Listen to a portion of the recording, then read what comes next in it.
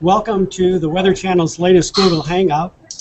I'm winter weather expert Tom Nizzle, and today I'm joined by a number of individuals. We're going to first discuss Athena. This is our first named winter weather storm of the season, and we see it already in progress across the area. So I also want to introduce our panel members here today. So going from left to right across the bottom of the screen, we have Dr. Eric Fisher. Eric, a psychologist who is actually going to discuss some of the effects of Sandy and what that had on the public, some of those societal impacts, and as well what's going to happen with Athena. Also from the Weather Channel, two of our senior meteorologists, John Erdman and Stu Ostro.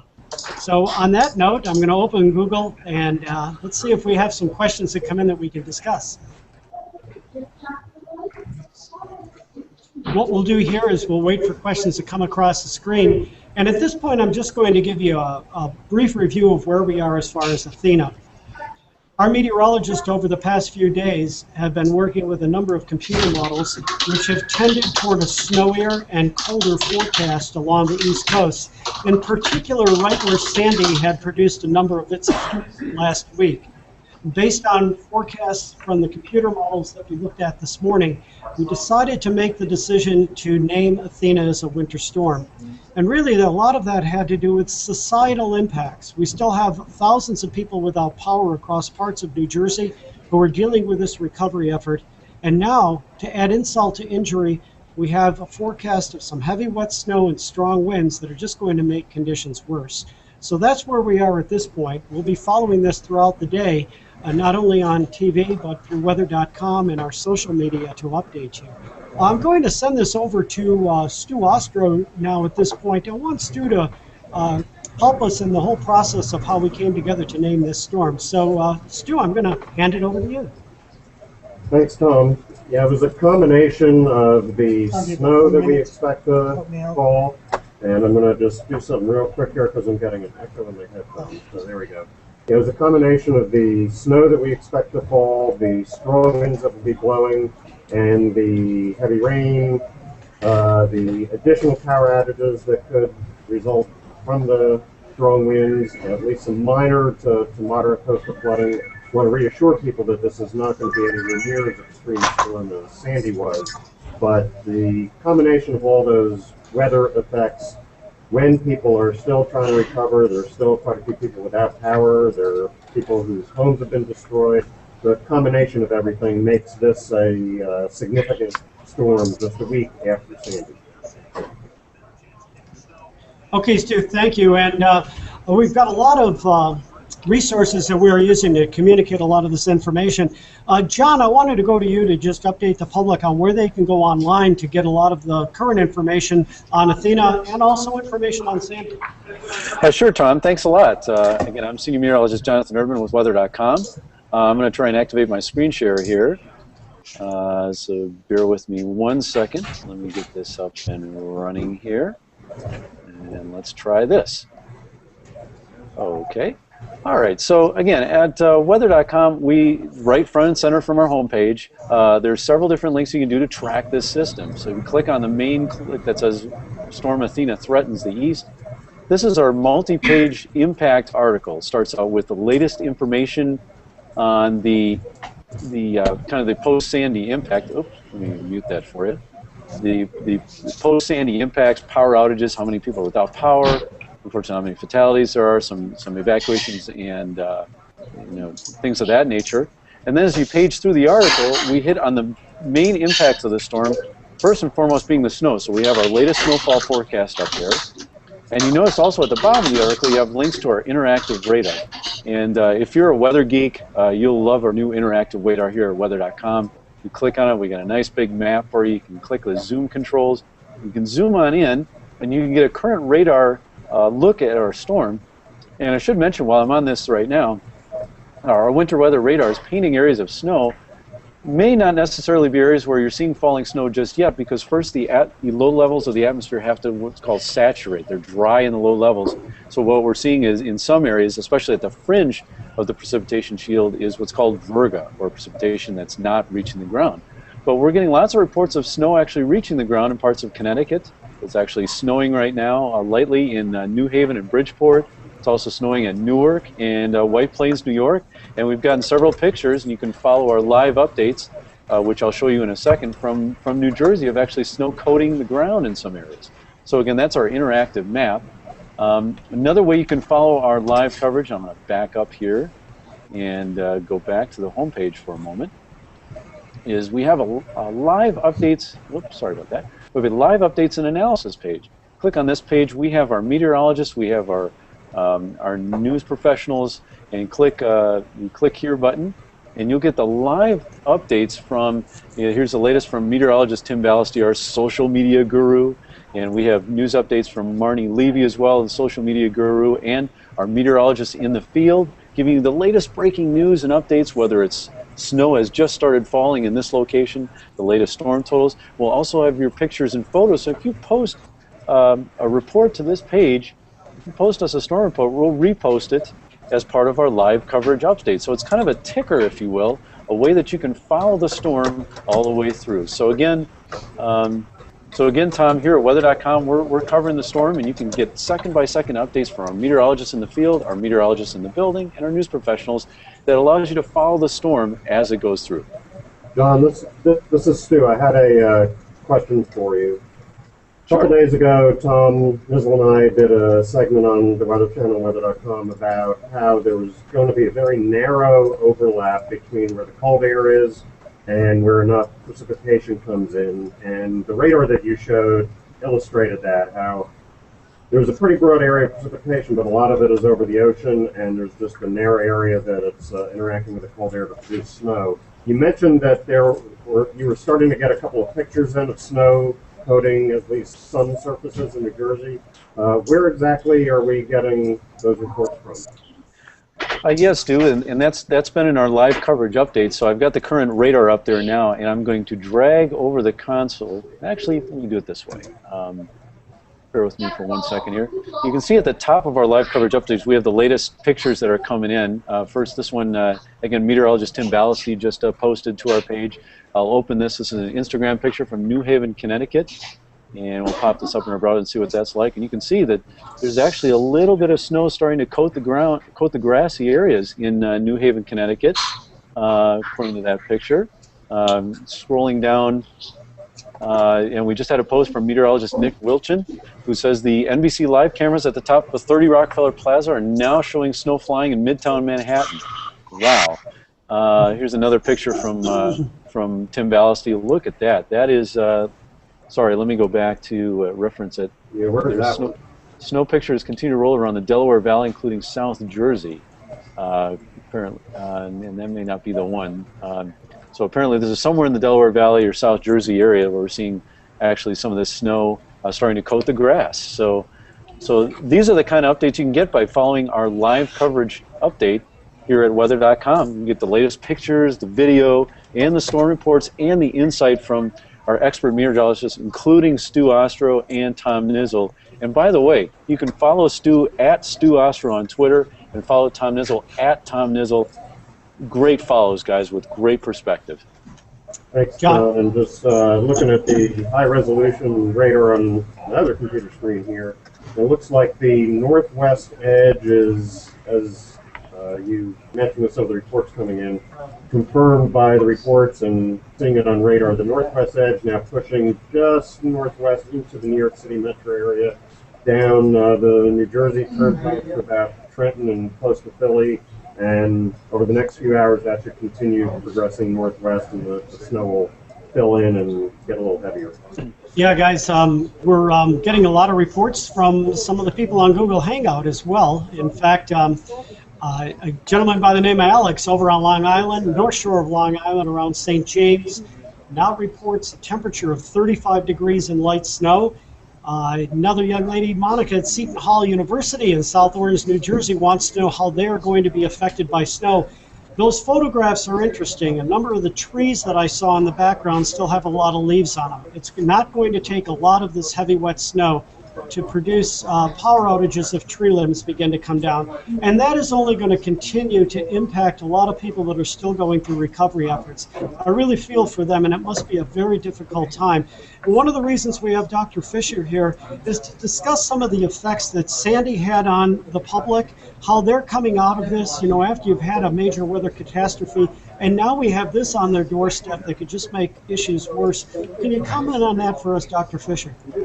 Well, I think what we have to be aware of is right now as we head into the fall and into winter, one thing to look at is the effect of seasonal affective disorder. This is something that in the wintertime can definitely affect people's moods, their emotions, their feelings, but also with these major storms, it can lead to both short-term effects and long-term influences of adjustment disorders, depression, anxiety, and more seriously, post-traumatic stress disorder.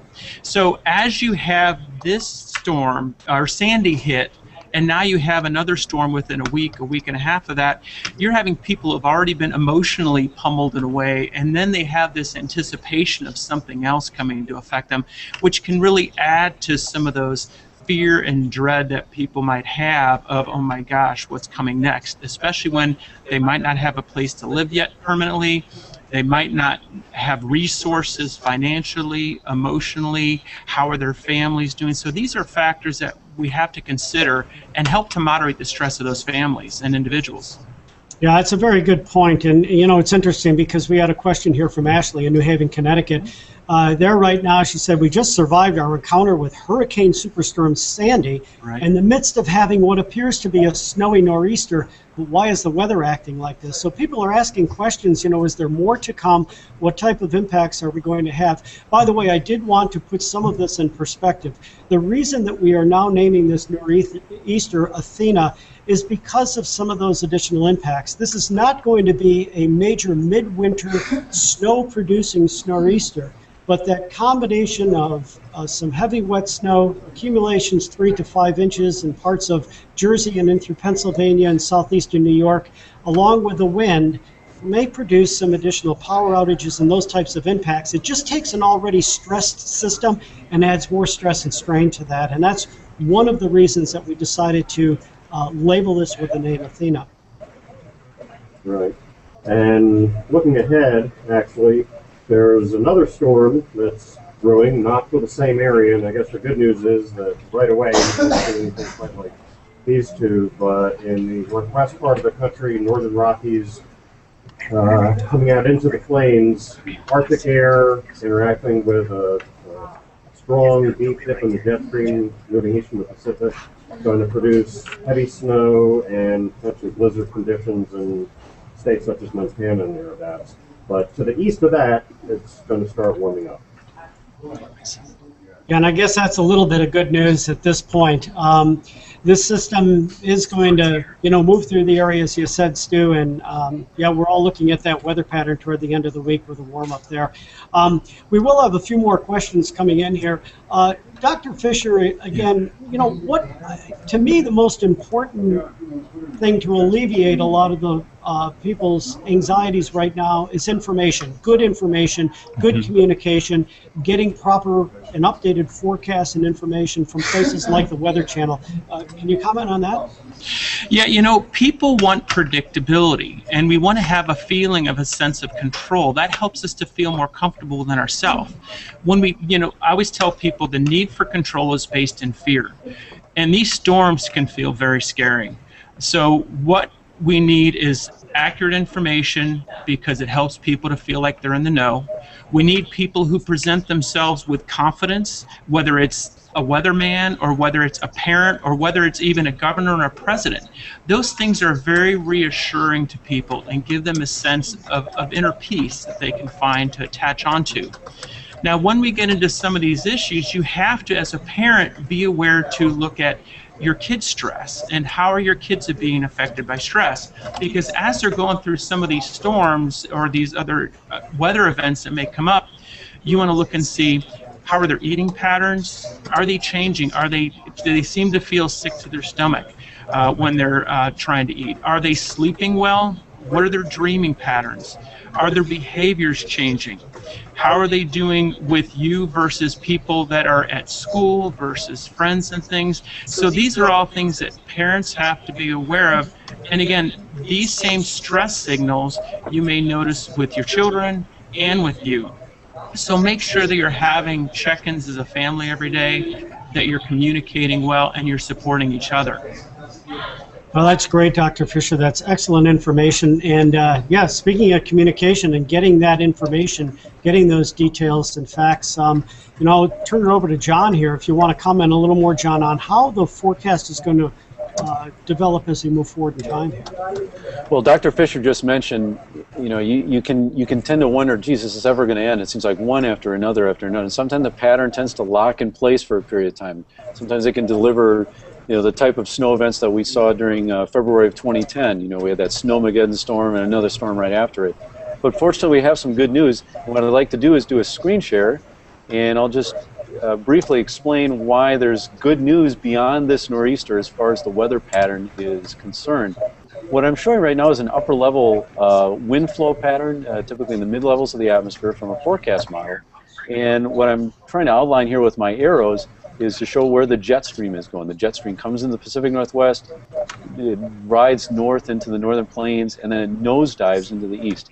In that pattern, the east is stormy with what's called an upper level trough in place in the east. That's what's going on right now. Fortunately, for the east, what we're seeing the pattern flip ahead, which Stu alluded to earlier, is that the pattern is going to flip almost 180 degrees starting Friday going into the weekend. Now what we see is the jet stream diving into the west, bringing cold air, snow, and general stormy conditions there. Meanwhile, the jet stream takes a big jump into the northern tier of states and into Canada, and what that means is that eventually we're going to see more sunshine, temperatures are gradually going to warm up, and at least through a good part of next week, we don't see any major storms, certainly any coastal storms like what we're seeing, of any concern for the East Coast through a good part of next week. So, you know, when we look at the temperatures, again, we're going to have to deal with some cold weather the next couple of days with temperatures only getting the low 40s, but as you notice, once we get into Friday, you notice we get temperatures in the upper 40s. You know, it's a stair-step improvement here as we go on. And then Saturday, no, we've got 50s for highs back in New York and New Jersey and Philadelphia and parts of southern New England. And we get by Sunday, now we're pushing 60 in New York City and 60s down in New Jersey. So again, the bottom line is, you know, hang in there, folks. It's been a tough road, but starting with Friday, the weather is going to slowly improve over the next several days as the pattern flips. Yeah, the pattern that John was talking about that is producing this storm, or at least contributing to it, and also played an even more significant role with the track that Sandy took, what we call a blocking ridge of high pressure towards Greenland, which I was just looking at a little broader map than what John was showing, and that is also the kind of pattern that produced the relentless barrage of extreme winter storms in the northeast U.S. 2 winters ago and 3 winters ago, and then was not there at all last winter, and thus the almost opposite outcome of the winter. We don't know what it's going to be like this coming winter. We don't know what the pattern's going to be like on any given day in December, January, and February. But that component of the pattern, that blocking ridge, is not going to be present at least for a while, and that's going to lead to the pattern change that John was talking about, with more of a warm-up in the central and eastern states and colder, stormier weather in the west. Yeah, and speaking of cold and stormy in the west, winter weather warnings are out for a good portion of Montana, where they're going to see a full-blown winter storm. Really cold temperatures, a lot of wind, and significant snowfall, so stay tuned for that. You know, I'm relatively new to the social media world, but it's amazing to see the communication of information second by second that comes across our platforms. We got to mention here that it looks like there's New York City may be considering halting their construction and closing their parks, encouraging drivers to stay off the road at this point. And that's not only due to some of the snow that's now appearing in the city, But boy, we're going to have strong winds and another round of all types of precipitation. So once again, it's interesting to see that communication. And Dr. Fisher, again, I guess with today's social media world, communication of this information is important as well, isn't it? Absolutely. You know, like I said, that's part of us feeling a sense of comfort and predictability, is how are we able as a community to come together, which is one of the most important pieces to look at when you're trying to cope with stress and cope with these storms. So as a family or even as an individual, some of the key points to look at are work together. You know, does everyone have a role? Even if you're a family, does your youngest child have a role because they want to feel part of something?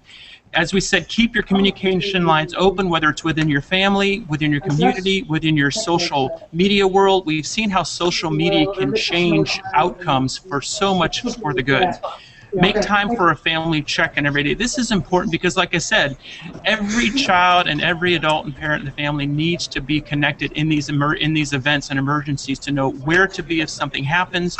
Do we have a plan before a storm hits, before, after? You know, and issues like that. Surrender the things you can't control. What I mean by that is, like I said, if control is based in fear, it can get us caught in those patterns that can be very dangerous. So, and finally, I'll leave with, know that life is constantly changing, just like the weather. And that's really important to keep in mind. You know, as Annie's saying, the sun will come out tomorrow, and we can keep on moving on from here. So keep your hopes up. Know that the weather's going to change, and that as we work together as a team, as a community, and a group, there's nothing we can't accomplish. Well, Dr. Fisher, that's a great way to sum this Google Hangout up. Great information. You know, it's common sense information, but it's so important to communicate that, and I really appreciate you being able to join us here in this Google Hangout. You did mention and the sun will come out tomorrow for the Northeast. Maybe not quite tomorrow, but let's hope that possibly on Friday we'll see some of that, or certainly going into the weekend. Once again, I want to thank everybody for joining us in Google Hangout today. Dr. Eric Fisher, Stu Ostro, and John Erdman from the Weather Channel. We're going to close it out right now, but we'll be sure to make you aware the next time for our next Google Hangout. So until then, take care and fair weather to everyone. Thanks for having us.